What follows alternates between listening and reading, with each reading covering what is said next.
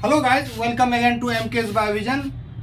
Today we'll study the last type of chromosomal aberrations, that is chromosomal inversion and its effect on crossing over. अब ये chromosomal inversion होता क्या है? When a segment of chromosome rotates by 180 degree along its axis, the event is called inversion. यहाँ हम देख रहे हैं कि ये जो नॉर्मल सेगमेंट है 180 डिग्री से ये रोटेट कर गया है, ये सीक्वेंस उल्टा हो गया है, इसी को हम इन्वर्सन कहते हैं. It causes rearrangement of gene. In this case only genes are rearranged. There is no loss of any gene और gain of any gene. There is no deletion और duplication of any gene. In this case, in some cases due to change it causes change in phenotype due to position effect. कहीं कहीं gene का जो locus है वो change करता है, जिस कारण से पोजीशन इफेक्ट होता है. जीन जब अपना स्थान परिवर्तन करता है तो नॉर्मली ये कोई फिनोटिपिक इफेक्ट पैदा नहीं करता है, लेकिन कभी कभी ये कुछ इफेक्ट पैदा करता है फिनोटाइप पर, that is known as position effect due to change in position of gene. ऐसे देखा गया है कि जो टॉलेस्ट टीनेजर का रिकॉर्ड है Guinness book of world record में, ये जीन में क्रोमोजोम नंबर 12 में इन्वर्सन पाया गया है. इस वजह से एक्स्ट्रा ऑर्डिनरी उसका जो टॉलनेस है, वो हाइट है, एक्स्ट्रा ऑर्डिनरी हाइट उसका हो गया. तो एक ये हम एग्जांपल इसमें देख सकते हैं. Inversion heterozygote forms inversion loop in prophase first. Similar inversion दोनों पर है, दोनों होमोलोगस सेट के दोनों क्रोमोसोम पर है, तो उसको हम कहते हैं होमोजाइगोट इन्वर्सन होमोजाइगोट. वैसे केस में कोई पेयरिंग प्रॉब्लम नहीं आता है प्रोफेज फर्स्ट में.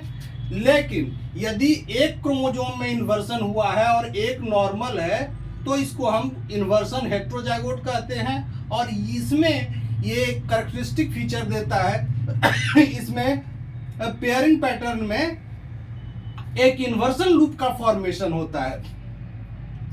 यहाँ एक क्रोमोसोम को मैंने लिया है जिसमें 6 लोकस हैं, और इसमें जो इन्वर्सन हुआ है वो 5, 4, 3, ये जो इस जीन में हुआ है, ये देखिए 3, 4, 5 ये उल्टा हो गया है, 5, 4, 3 हो गया है.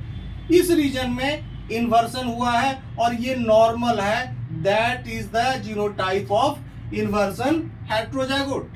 अब ये हम देखें कि सॉरी, इन्वर्सन ये जो इन्वर्टेड सेगमेंट है, यदि सेंट्रोमियर इस इन्वर्टेड सेगमेंट से बाहर है तो उसको हम पैरासेंट्रिक इन्वर्सन कहते हैं.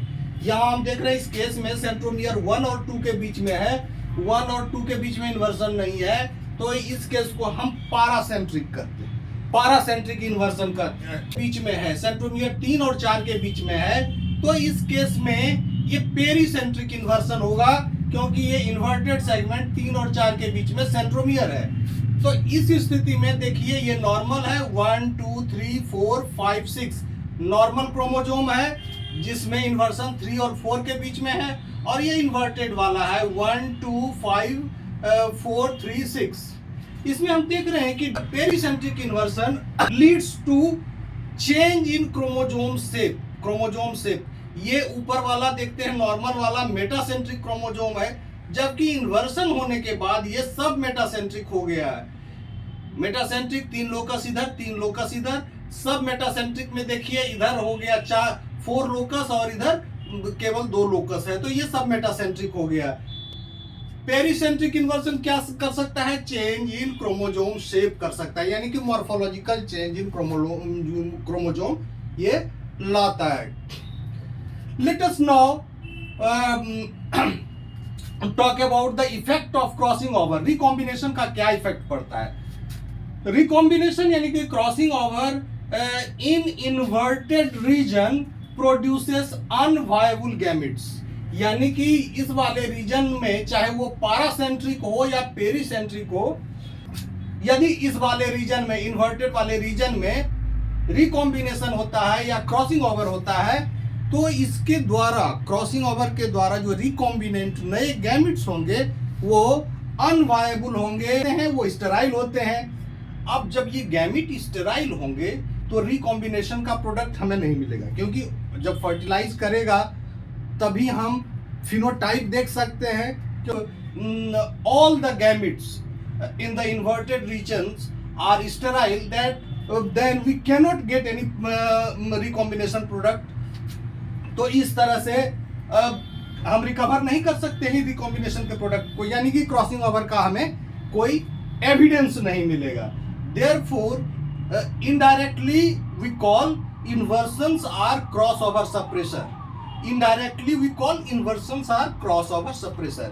Inversion वाले रीजन में क्रॉसिंग ओवर होता है, लेकिन उसका कोई प्रमाण नहीं मिलता है, इसीलिए हम इनडायरेक्ट वे में इसको कह सकते हैं कि इन्वर्सन्स आर क्रॉसओवर सप्रेशर।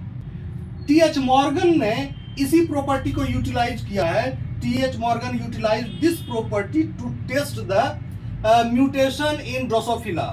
उन्होंने एक टेस्ट का टेक्निक इवॉल्व किया था, उसको हम CLB टेस्ट के नाम से जानते हैं। उसमें लीथल जीन, बार जीन और ये क्रॉसओवर सप्रेसर, इस तीनों को मिला के उन्होंने एक मेथड बताया था, जिसके कारण हम रेडिएशन से यदि ड्रोसोफिला के सेक्स क्रोमोसोम में कोई म्यूटेशन आता है तो उसको डिटेक्ट कर सकते हैं। This is all about the inversion.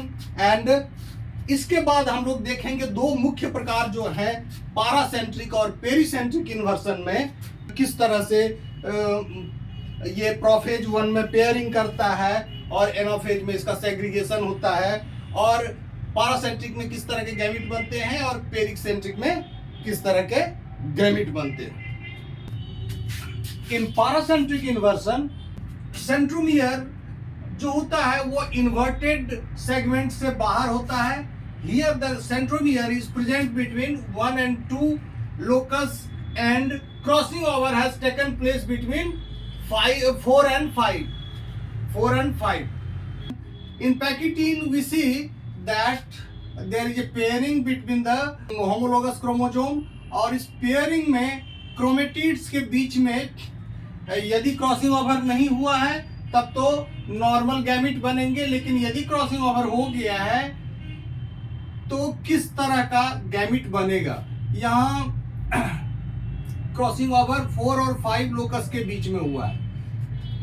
तो इस तरह से जब हम देखते हैं कि जब ये सेपरेट करने लगेंगे तो कैसे ये स्ट्रक्चर बनाएगा। ये 1 यहां से चले हम 1 2 3 4 5 6, ये नॉर्मल जो सीक्वेंस है लोकस का वो है, और इसके बाद जो है ये सेंट्रोमियर से जुड़ा हुआ है 1 और 2 के बीच में। फिर इस पर आए सेकेंड वाले क्रोमेटिड पर आए, जब हम आते हैं तो हम देखते हैं सेकेंड वाले क्रोमेटिड पर 1 2 3 4 के बाद क्रॉसिंग ओवर है। इसके बाद ये ब्लू वाले लाइन पर चलाता है, यानी कि दूसरे क्रोमोसोम पर चलाता है 1 2 3 4। इसके बाद देखिए ये 5 ब्लू वाले पर चलाया 5 2 1, इसके बाद 5 2 1। फिर यहां देखते हैं एक सेंट्रोमियर है, तो ये सेंट्रोमियर से यहां भी जुड़ा हुआ है, सेंट्रोमियर से यहां जुड़ा हुआ, तो इधर से यदि हम चले तो 1 2 5 4 3 6 1 2 5 4 3 6। इस तरह से ये डाइसेंट्रिक स्ट्रक्चर बनता है क्रोमेटिड्स के बीच में। और ये जब डाइसेंट्रिक स्ट्रक्चर बनता है तो ये एनाफेज में डाइसेंट्रिक ब्रिज बनाता है, यानी कि दोनों जब पुल होंगे स्पिंडल के द्वारा तो इस तरह का एक ब्रिज बनेगा, जिसमें ये वाला जो स्ट्रक्चर है ये ब्रिज बनाएगा, ये वाला स्ट्रक्चर ब्रिज बनाएगा, और ये ऊपर वाला ये यहाँ है और नीचे ये यहाँ है, तो बीच का जो है ये डाइसेंट्रिक ब्रिज बनाएगा दो सेंट्रोमियर के बीच में। जो रिमेनिंग पार्ट है कुछ क्रोमोसोम में अब 2 सेंट्रोमियर इसी में चलाया, तो जो रिमेनिंग पार्ट है उसमें सेंट्रोमियर नहीं पाया जाता है। 6 5 4 3 6 6 5 4 3 6। तो इसमें कोई सेंट्रोमियर नहीं पाया जाता है, यानी कि एसेंट्रिक होता है। एसेंट्रिक जो फ्रेगमेंट्स होता है वो कहीं किसी भी पोल पर मूव नहीं कर पाता है और दे आर अल्टीमेटली लॉस्ट। तो जब डाइसेंट्रिक ब्रिज बनता है due to crossing over, then there could be random break between in at any locus in the bridge. कहीं भी ब्रेक हो सकता है, 2-5 के बीच में, 5-4 के बीच में, 3-2 के बीच में, कहीं भी। चूंकि दोनों तरफ से फोर्स लग रहा है अपोजिट डायरेक्शन में, तो कहीं भी ये ब्रेक कर सकता है। मैंने एक रैंडम ब्रेकेज दिखाया है 4 और 5 के बीच में। तो 4 और 5 के बीच में जब ब्रेकेज होगा तो कुछ इस तरह का स्ट्रक्चर बनेगा। ये ऊपर वाले नॉर्मल होंगे, 1 2 3 4 5 6 ये नॉर्मल गैमिट बनेगा, और ये 1 2 3 4 ये डिलीशन प्रोडक्ट है, और दूसरा 1 2 5 ये भी डिलीशन, ये मतलब हैवी डिलीशन हुआ है। और ये वाला जो है 1 2 5 4 3 यानी कि ये इन्वर्टेड, बट इसमें कोई लॉस ऑफ जीन नहीं है, इसलिए ये भी फर्टाइल गैमिट होगा। ये फर्टाइल होगा, ये फर्टाइल होगा, लेकिन ये जो होगा इनफर्टाइल होगा। इनफर्टाइल गैमिट बनाएगा, अनबैलेंस्ड बनाएगा। क्यों? क्योंकि ड्यू टू हैवी डिलीशन। और हैवी डिलीशन क्यों हुआ है? Due to crossing over between 4 and 5। यदि क्रॉसिंग ओवर नहीं होता तो गैमिट्स जो हैं वो बैलेंस गैमिट बनते। किसी भी गैमिट में लॉस ऑफ जीन नहीं होता, लेकिन due to crossing over and formation of dicentric bridge following random breakage, we find that deletion, heavy deletion in the gametes. This is the diagram of pericentric inversion. Pericentric inversion में जो inverted segment रहता है उसके अंदर centromere रहता है। यहाँ हम देख रहे हैं कि ये जो सेंट्रोमियर है ये इन्वर्टेड सेगमेंट है, इसका इन्वर्टेड सेगमेंट है, और इसी सेगमेंट के अंदर 4 और 3 के बीच में सेंट्रोमियर है। और क्रॉसिंग ओवर कहाँ हो रहा है? क्रॉसिंग ओवर हो रहा है 4 और 5 के बीच में, मतलब 4 और 3 के बीच में सेंट्रोमियर, और क्रॉसिंग ओवर हो रहा है 4 और 5 के बीच में। तो जब ये पैकिटीन कॉन्फ़िगरेशन एक्वायर करेगा, पैकिटीन में हम लोग देखेंगे, पैकिटीन में जब पेयरिंग होगा तब ये एक इन्वर्सन लूप बनाएगा, और ये इन्वर्सन लूप सेपरेट होगा, तब हमें जो गैमिट्स मिलेंगे वो इस तरह के मिलेंगे, जिसमें कि एक नॉर्मल गैमिट होगा और एक इन्वर्टेड गैमिट होगा। उसके बाद डुप्लीकेशन और डिलीशन वाले 2 गैमिट्स होंगे। तो डुप्लीकेशन एंड डिलीशन वाले जो 2 गैमिट्स होंगे ये क्रॉसिंग ओवर के कारण बने हैं। तो ये क्रॉसिंग ओवर के कारण बनने वाले ये दोनों के दोनों गैमिट अनबैलेंस्ड होंगे, और ये अनबैलेंस्ड होने के कारण ये जो है इसमें फर्टिलिटी नहीं रहेगा इस गैमिट्स में, और इस वजह से हमें कोई क्रॉसिंग ओवर का एविडेंस नहीं मिलेगा। क्रॉसिंग ओवर का एविडेंस प्रमाण नहीं मिलेगा, क्योंकि ये जो रिकॉम्बिनेंट है, नए टाइप के गैमिट हैं, दोनों के दोनों अनबैलेंस्ड हैं। ये इन्वर्टेड है, केवल रीअरेंजमेंट ऑफ जीन्स है, तो ये गैमिट फर्टाइल होगा, ये भी गैमिट फर्टाइल होगा, लेकिन ये दोनों अनबैलेंस्ड गैमिट हैं। और ये दोनों के दोनों जो रिकॉम्बिनेंट बने हैं, क्रॉसिंग ओवर के चलते बने हैं, ये दोनों के दोनों स्टेराइल होंगे या बेकार गैमिट होंगे। देखिए कैसे बनता है। ये 1 2 3 4 5 6 ये हमने 6 लोकस लिया है, क्रोमोजोम पर 6 लोकस लिया है, और इन्वर्टेड सेगमेंट है इसका 3 4 5। तो पहले सीधे वाले को लेते हैं, ऊपर वाला जो नॉर्मल है। तो 1 2 3 4 5 और 6, ये 6 है। इसके बाद हम इन्वर्टेड लूप ये बना रहा है दूसरा वाला। जब ये इन्वर्टेड लूप बना रहा है तब इसको हम देखते हैं कैसे ये होता है। दिस वन पर्टिकुलर ये नॉर्मल वाला है, 1 2 3 4 5 6 ये नॉर्मल है।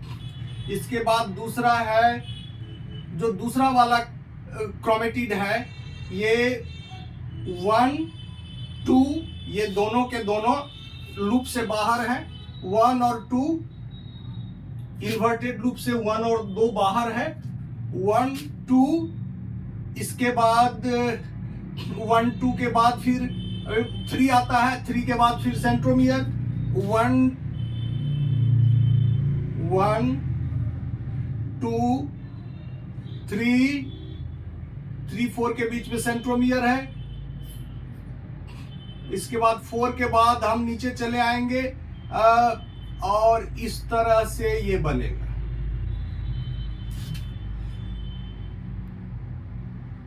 वन 2 3 4 5 2 3, यानी कि ये डुप्लीकेट कर जाएगा। ये जो 2 और 1 है ये डुप्लीकेशन है। यहां मैंने लिख भी दिया है कि डुप्लीकेशन वाले रीजन 2 और 1 होंगे। इसके बाद हम देखते हैं 1 2 1 2 5 4 3 6, 1 2 5 4 3 6, तो ये इन्वर्टेड वाला हो गया। चल रहा है इसका मामला, इस तरह से चल रहा है। ये इधर से आएगा, अपोजिट डायरेक्शन में हमें बढ़ना पड़ेगा। तो पहले 6 है, 6 5 6 5, और इसके बाद यहां आ गया तो 4 4, इसके बाद ये ऐसे चलेगा और इस तरह से पुनः 6, यानी कि 3 के बाद फिर 6, 3 के बाद फिर 6। तो इस वाले में हम देखते हैं कि 6 वाला जो रीजन है डुप्लीकेशन हो गया है। इस वाले रीजन का 6 यहां चला गया है और इस वाले रीजन का 1 2 यहां चला गया है। तो इस रीजन में 6 का डिलीशन हुआ है और इस रीजन में 6 नंबर लोकस का डुप्लीकेशन हुआ है तथा और 1 2 का यहाँ डिलीशन हुआ है। तो ये दोनों के दोनों जो रिकॉम्बिनेंट गैमिट हैं वो अनबैलेंस्ड गैमिट है। Thank you for watching. Okay, bye bye.